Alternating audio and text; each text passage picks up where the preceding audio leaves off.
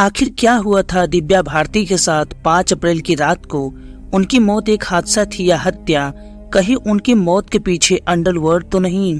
क्या है दिव्या भारती के मौत का राज, जानेंगे इस वीडियो में। लेकिन वीडियो में आगे बढ़ने से पहले अगर आपको समाज में हो रही ऐसी ही सच्ची घटनाओं से रूबरू होना है तो चैनल को सब्सक्राइब करके वीडियो को लाइक कर दें और अपने दोस्तों को शेयर कर दें। तो चलिए कहानी में आगे बढ़ते हैं। दिव्या भारती का जन्म 25 फरवरी 1974 को मुंबई में ओम प्रकाश भारती के घर हुआ था। दिव्या का एक भाई कुणाल और एक सौतेली बहन पूनम थी। पूनम पिता की पहली पत्नी से जन्मी थी। दिव्या बिल्कुल गुड़िया जैसी दिखती थी।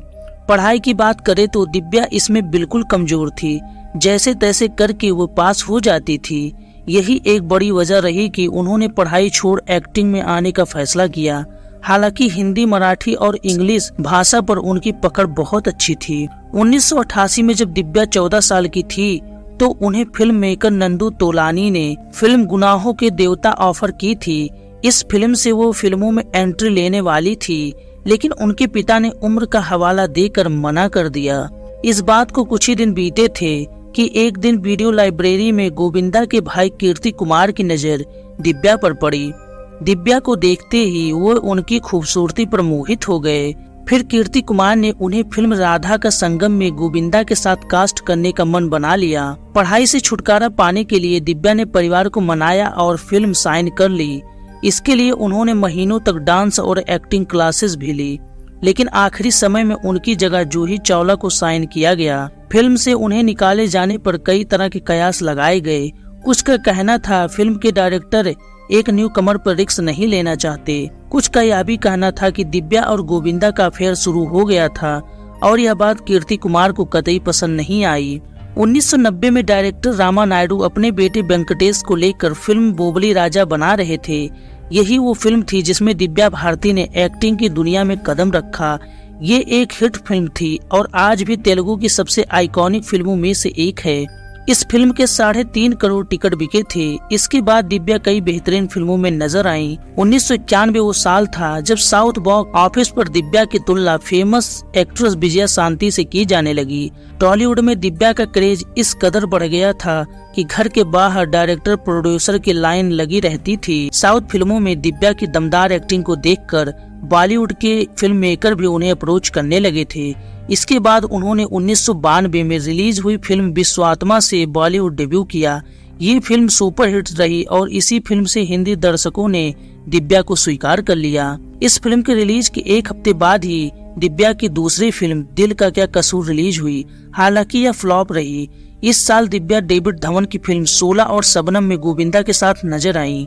ये दिव्या की पहली बड़ी हिट फिल्म थी। फिल्म 16 और शबनम के सेट पर ही दिव्या की पर्सनल लाइफ में बड़ा टर्निंग पॉइंट आया। इसी फिल्म के सेट पर यंग प्रोड्यूसर साजिद नाडियाडवाला गोविंदा से मिलने आए थे। तभी उनकी नजर दिव्या भारती पर पड़ी, जिसे देखते ही उन्हें पहली नजर का प्यार हो गया। बिना वक्त गंवाए साजिद ने दिव्या को शादी के लिए प्रपोज कर दिया। दिव्या ने भी साजिद का यह प्रपोजल खुशी खुशी अपना लिया। हालांकि दिव्या को डर था कि उनके पेरेंट्स इस रिश्ते के लिए हामी नहीं भरेंगे। ऐसे में दोनों ने 10 मई 1992 को घर में ही कुछ दोस्तों की मौजूदगी में निकाह कर लिया। मुंबई की तुलसी बिल्डिंग में हुई इस शादी में सिर्फ दिव्या की हेयर ड्रेसर दोस्त संध्या का पति और काजी शामिल हुए थे। साजिद से शादी करने से पहले दिव्या ने इस्लाम कबूल कर अपना नाम सना रख लिया। 5 अप्रैल 1993 को दिव्या हैदराबाद से मुंबई दोपहर बाद लौटी थी और उसी दिन उन्होंने फ्लैट की डील को फाइनल किया था। इस डील से वो बेहद खुश थी क्योंकि उस समय वो बरसोवा के तुलसी अपार्टमेंट के 5वें फ्लोर पर किराए के फ्लैट में रहती थी, जिसे उनके पति साजिद ने उन्हें दिलाया था। घर की डील हो जाने की वजह से वो बेहद खुश थी, इसीलिए उन्होंने अगले दिन शूटिंग को टाल दिया। तभी शाम को अचानक उनके पास फैशन डिजाइनर नीता लुल्ला का कॉल आया कि वो फिल्म आंदोलन की ड्रेस को फाइनल करने के लिए उनसे मिलना चाहती हैं। दिव्या और नीता बहुत अच्छी दोस्त थी और उन्होंने कई सारी फिल्मों में दिव्या के ड्रेस को डिजाइन किया था। शाम को नीता अपने पति श्याम लुल्ला के साथ दिव्या के घर आई। इसके बाद दिव्या, नीता और उनके पति श्याम ड्राइंग रूम में बैठकर ड्रेस को फाइनल करने लगे। वहीं किचन में नौकरानी अमृता, जो दिव्या को बचपन से ही जानती थी, वो मेहमानों के लिए खाने का इंतजाम कर रही थी। ड्राइंग रूम में बैठे तीनों शराब पी रहे थे। देखते ही देखते रात के 11 बज गए। तभी दिव्या उठकर किचन में गई और वहां पर 12 इंच की खिड़की पर बैठने की कोशिश करने लगी। अचानक वो 5वें मंजिल से गिर गई। वह जैसे ही गिरी उनकी नौकरानी तेज तेज चिल्लाने लगी। फिर ड्राइंग रूम में बैठे नीता और श्याम भी भाग कर नीचे गए। इसके बाद दिव्या को पास के कूपर हॉस्पिटल ले जाया गया।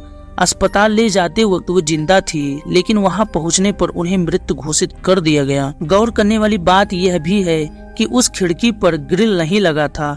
खिड़की के नीचे पार्किंग लॉन था, जहां पर रोज गाड़ियां खड़ी रहती थी, लेकिन उस दिन एक भी गाड़ी नहीं खड़ी थी। दिव्या की मौत की खबर पूरी फिल्म इंडस्ट्री में फैल गई। जहां कुछ लोग इसे सुसाइड बताने लगे, वहीं कुछ लोगों ने इसे मर्डर बताया। के बाद इस मामले की पूरी जांच वर्सोवा पुलिस स्टेशन के अधिकारियों ने की। पोस्टमार्टम रिपोर्ट में यह दावा किया गया कि दिव्या की मौत महज एक एक्सीडेंट था। उन्होंने बहुत ज्यादा शराब पी ली थी, जिस वजह से वो खुद को संभाल नहीं पाई और खिड़की से नीचे गिर गई। 7 अप्रैल 1993 को दिव्या का अंतिम संस्कार मुंबई में हुआ। दिव्या लंबे समय से डिप्रेशन में थी। वजह यह थी कि उनके पति साजिद का नाम अंडरवर्ल्ड से जोड़ा जा रहा था, जिस वजह से वो बहुत परेशान रहती थी। वहीं शादी के बाद सास के साथ उनके रिश्ते भी खास अच्छे नहीं थे। इंडस्ट्री के कुछ लोगों का यह भी कहना था कि दिव्या का मर्डर हुआ है। जब इस एंगल से केस की जांच की गई, तब पता चला कि जिस खिड़की से गिरकर उनकी मौत हुई थी, उस खिड़की में ऑटो स्टॉपर नहीं लगे थे कि उस बिल्डिंग की सभी खिड़कियों में ऑटो स्टॉपर लगे थे। दिव्या की मौत के बाद उनकी मां ने खुलासा किया कि दिव्या गुस्से में खुद को चोट पहुंचाती थी। मौत से पहले भी उन्होंने सिगरेट से खुद को जलाया था। मौत के कुछ महीने पहले वो अमेरिका गई थी। वहां किसी बात से परेशान होकर दिव्या ने खुद को सिगरेट के टुकड़े से जला लिया था। वो निशान उनकी मौत के वक्त भी थे। साथ ही फिल्म राधा का संगम के दौरान किसी बात से परेशान होकर उन्होंने अपनी कलाई काट ली थी।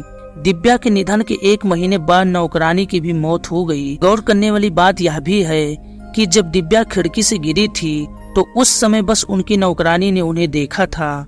आज भी दिव्या भारती का मौत एक रहस्य बना हुआ है। बाकी आपको क्या लगता है, उनकी मौत एक दुर्घटना थी या उनकी हत्या की गई थी? कमेंट में जरूर बताएं।